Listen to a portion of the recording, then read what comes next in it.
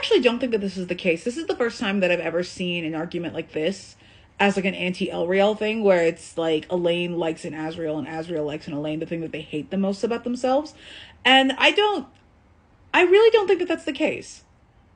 I think what I like about the ELRIEL dynamic is that I don't think that they expected to fall for each other, because when they meet, Elaine is engaged and Asriel is supposedly in love with Moore. Like they're in different situations. They're not looking at each other like that.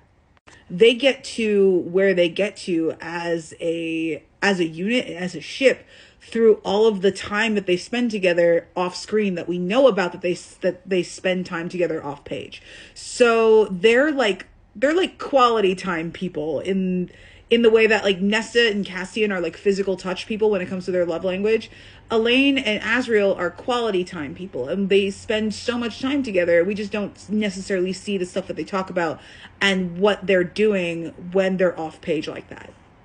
I think if they do have self-loathing, I don't think it's that they're seeing in the other person what they hate most about themselves. I think they have the self-deprecation independently of each other, and at that point they can come together and be like a ship and become canon, while also working through their independent issues both individually and together.